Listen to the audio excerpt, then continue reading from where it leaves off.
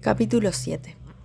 Las damas de Longbourn no tardaron en presentar sus respetos a las de Netherfield, y éstas devolvieron la visita tal como estipulaba la etiqueta. Los encantadores modales de la señorita Bennet conquistaron la simpatía de la señora Hurst y de la señorita Bingley, y aunque la madre les pareció insoportable y las hermanas pequeñas, indignas de su trato, hicieron saber a las dos mayores que deseaban cultivar su amistad. Jane recibió esta atención con infinito placer, pero Lizzie, que seguía percibiendo la altanería de sus nuevas vecinas con todo el mundo, incluida Jane, no las tenía todas consigo, aunque la amabilidad que dispensaban a Jane tuviera su origen, seguramente, en la admiración que ésta inspiraba en su hermano. Cada vez que se encontraban, resultaba evidente que al señor Bingley le gustaba a Jane. Y para Elizabeth era igualmente ostensible que Jane, cediendo a la predilección que desde el principio había sentido por él, empezaba a enamorarse del señor Bingley.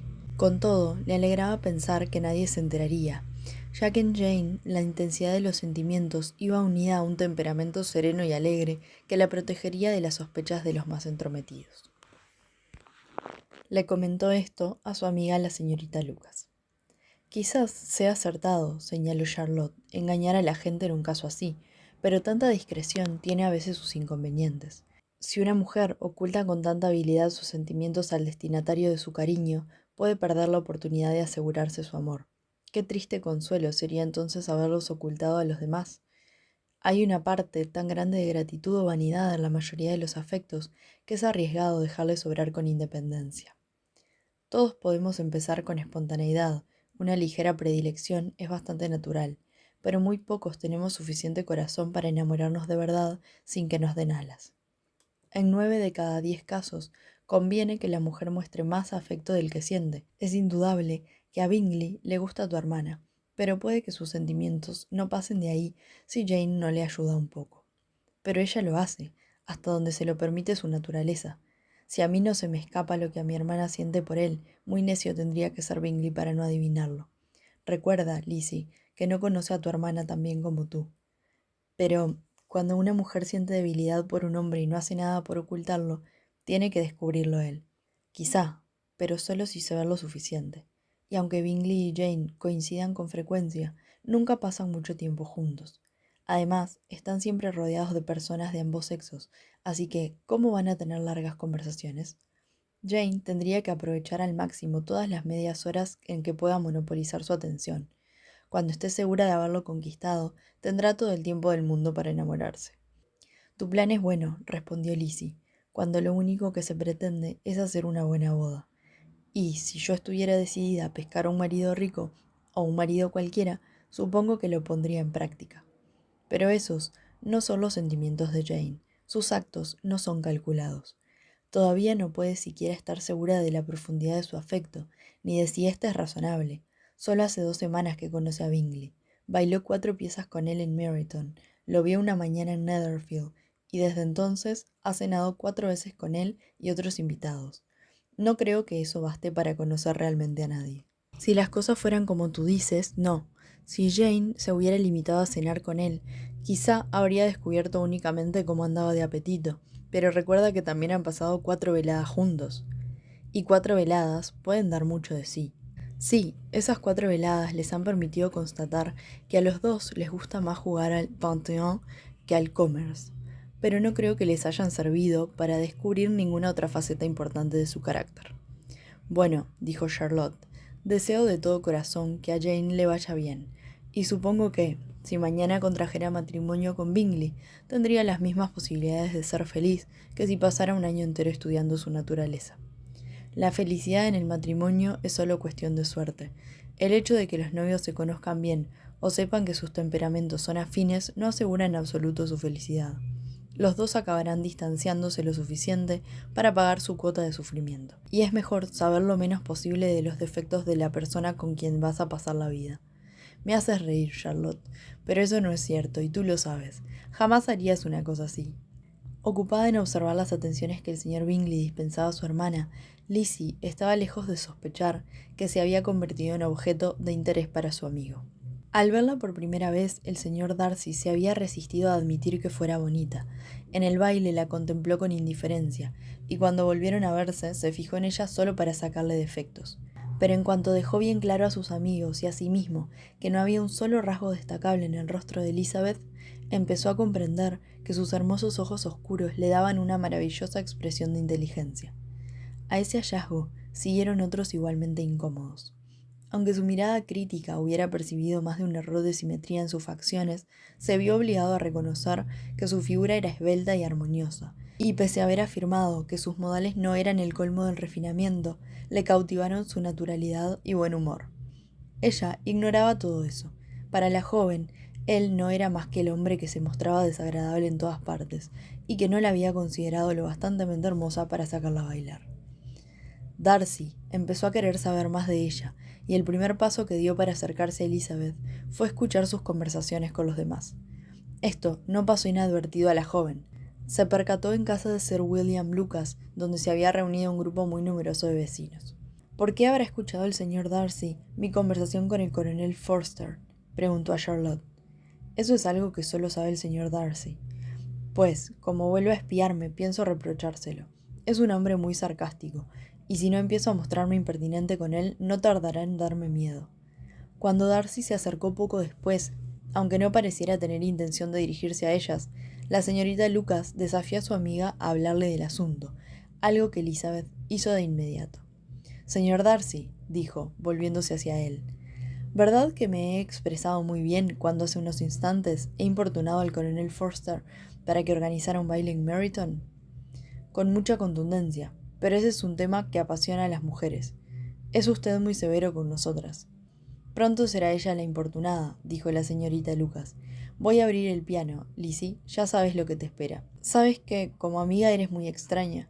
Siempre te empeñas en que toque y cante delante de quien sea. Si mi vanidad se inclinara por la música, no tendrías precio, pero como no es así, preferiría no tener que sentarme al piano ante personas que deben estar acostumbradas a escucharlo en los mejores intérpretes. Al ver que la señorita Lucas insistía, sin embargo, añadió, «Muy bien, si no hay otro remedio», y muy circunspecta exclamó mirando al señor Darcy.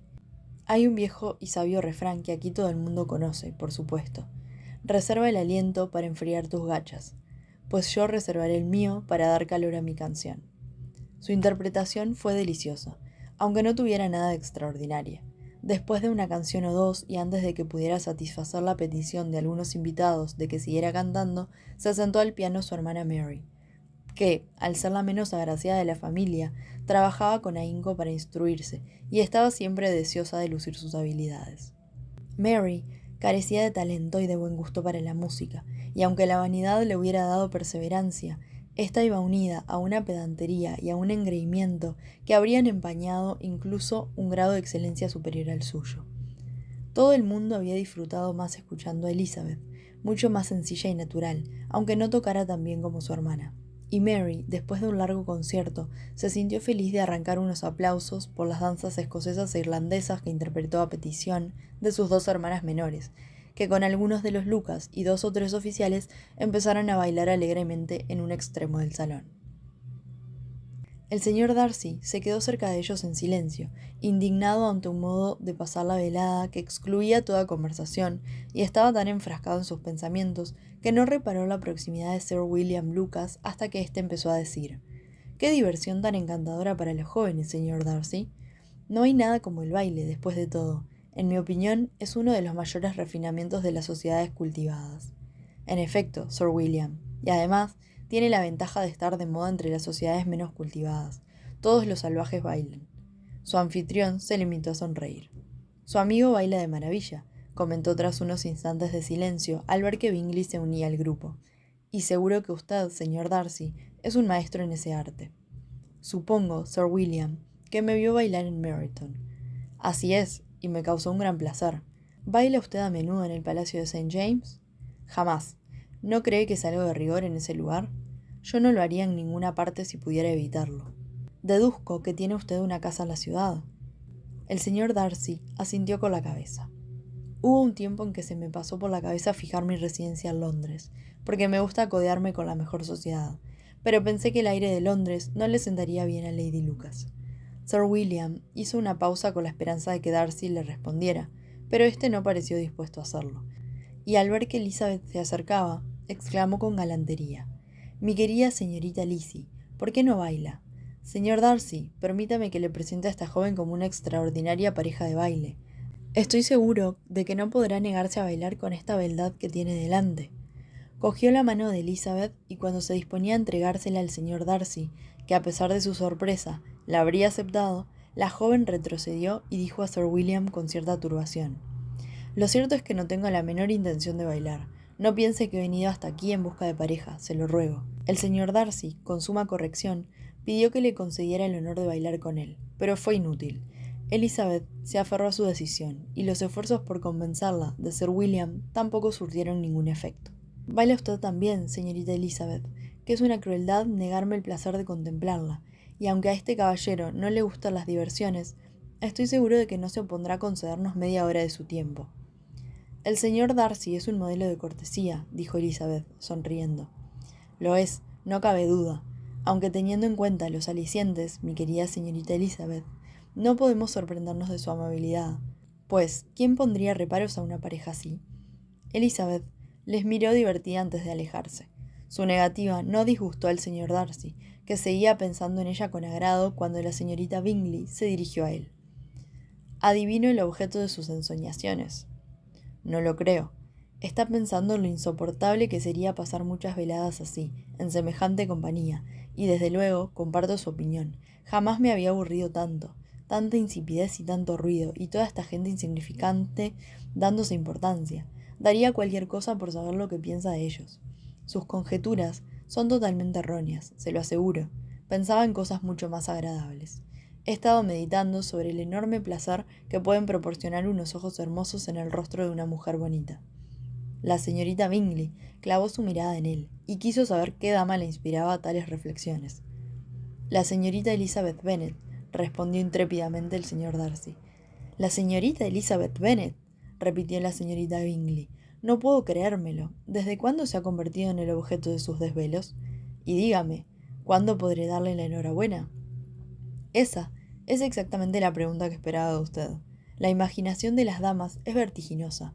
En unos segundos pasan de la admiración al amor y del amor al matrimonio. Estaba seguro de que me daría la enhorabuena. Habla usted con tanta seriedad del asunto que lo daré por zanjado. Tendrá una suegra realmente encantadora. Y, cómo no, estará siempre en Pemberley, con ustedes. Darcy la escuchó imperturbable mientras ella se explayaba. Y como la convenció de que no existía ningún peligro, la señorita Bingley siguió derrochando ingenio un largo rato.